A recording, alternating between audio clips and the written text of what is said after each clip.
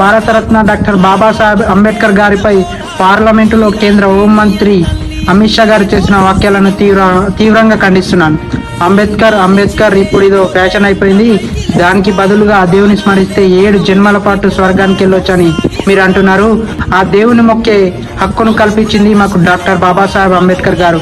అలాంటి అంబేద్కర్ గారు ఆ దేవుని కంటే ఎక్కువని మీకు మరోసారి చెప్తున్నాం.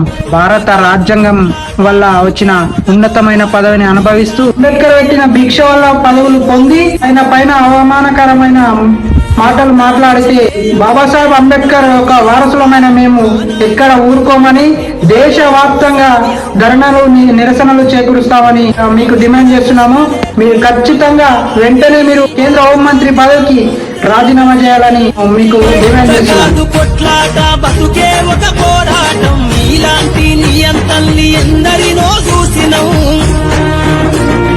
ఎంత నిచివేయబోతే అంత పైకి లేస్తా